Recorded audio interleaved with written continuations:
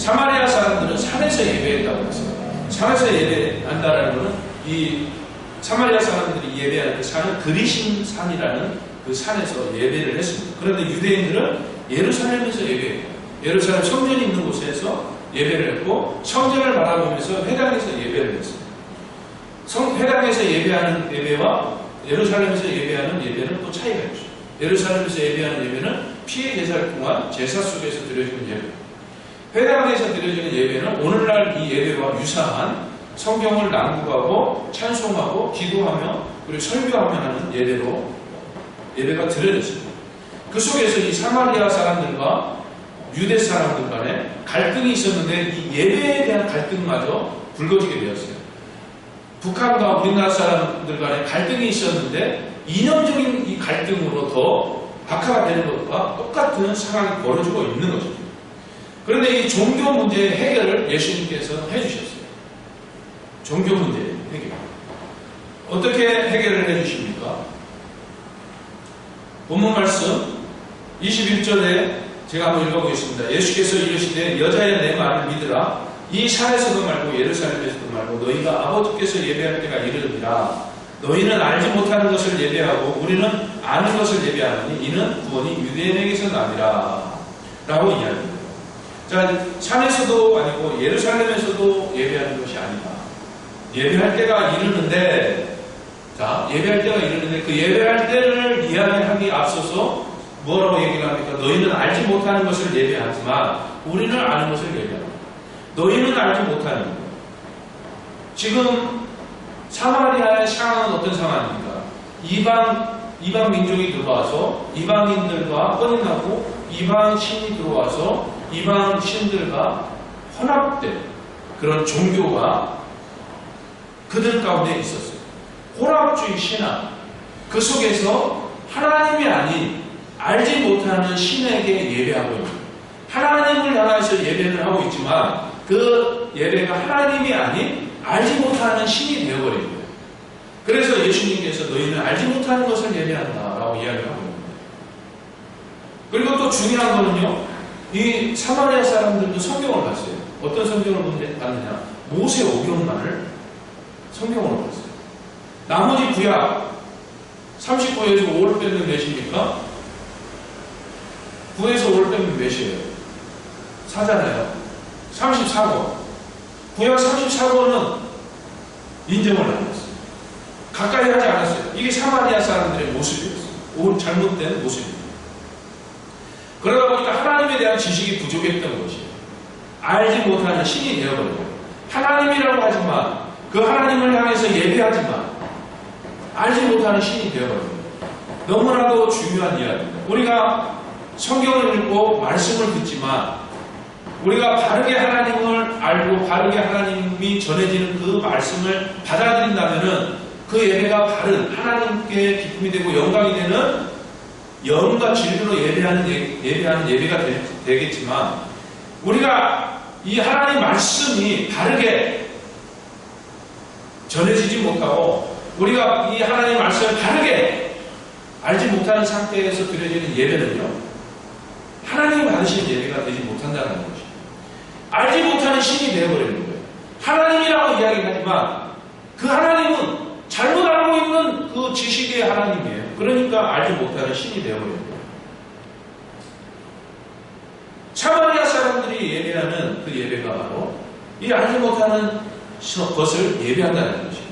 그러나 우리는 아는 것을 예배한다는 거예요. 우리는 누굽니까? 지금 유대인. 예수님도 유대인 중에 한 명입니다.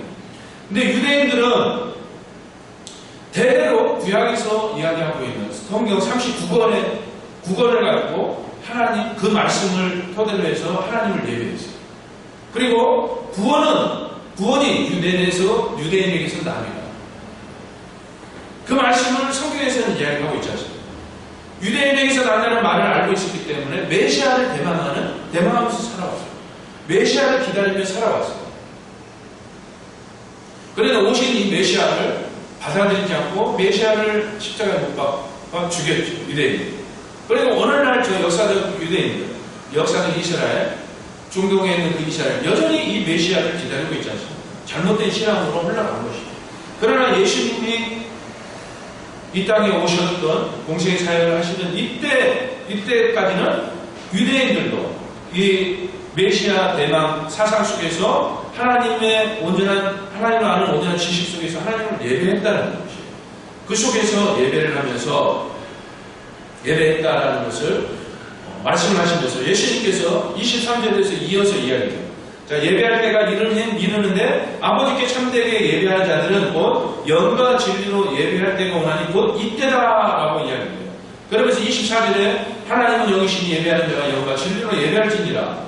자, 아버지께 참되게 예배하는 자들은 영과 진리로 예배하라 라고 해요. 영과 진리로 예배해라. 그러면 영과 진리로 예배하는 것은 무엇인가?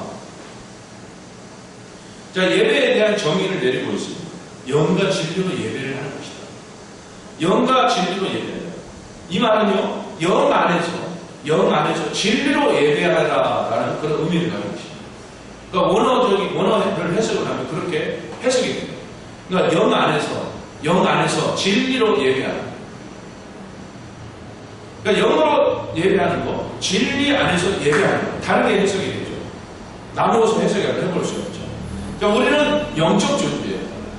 하나님은 영이시니라고 얘기했어요. 그 하나님의 영이신 그 형상대로 지음받은 영적 존재예요. 그러니까 영적 존재다 보니까 영이신 하나님을 찾는 거예요.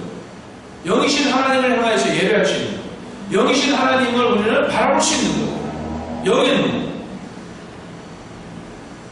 그렇기 때문에 영으로 예배한다는 것은 영적 존재로서 영적 헌신을 예배하는 것입니다. 영은 어디에 있다고 그랬습니까? 영은? 우리의 생각과 마음이 어디 있어요? 생각은 여기 있나요? 마음은 여기 있고? 보통 이렇게 이야기를 하죠. 그런데 없어요. 만들어지는 것이에요. 그러니까 영이 곧 생각이고 마음이 영이고 생각이 곧 영이에요. 그걸 또 영혼이라고도 이야기합니다. 즉 나의 생각과 마음, 즉 마음을 다하고 목숨을 다하고 뜻을 다하여 예배하는 것이에요. 나의 모든 생각과 마음이 영이신 하나님을 향한 그 속에서 예배하는 것이에요. 그게 영으로 예배하는 것이에요.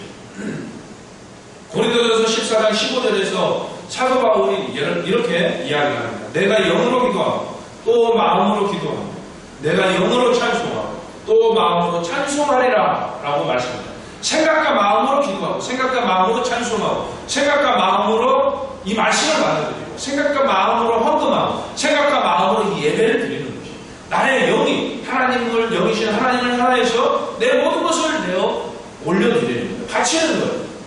이게 영으로 예배하는 거죠. 그럼 진리로 예배하는 것은 무엇입니까? 진리는 하나님의 특별 계신 하나님의 말씀을 이야기합니다.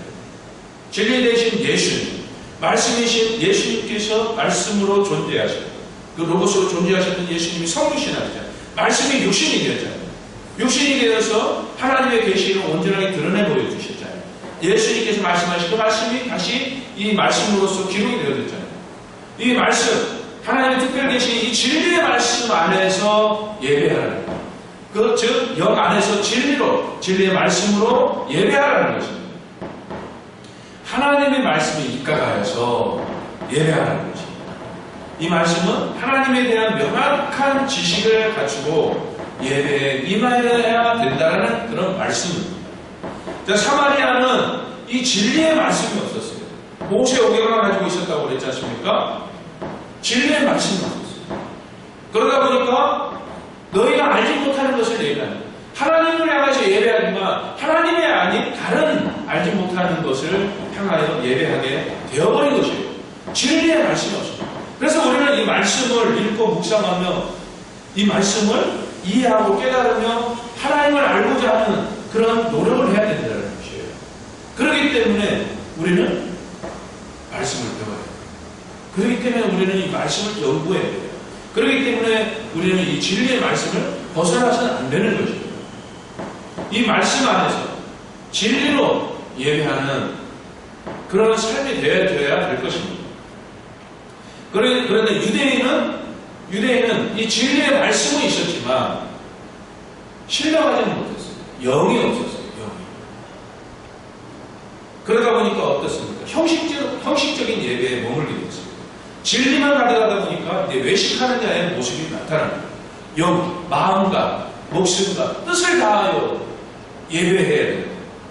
나의 생각과 마음을 다해서 하나님을 바라보며 예배에 집중을 해야 되는데 그것이 아닌 지식으로만 예배하는 마음과 생각은 다른 데 있는 거예요. 그러다 보니까 외식하는 거예요. 참 예배가 되지 못하는 거예요. 그러다 보니까 하나님이 받으시는 예배가 되지 못하는 것이에요.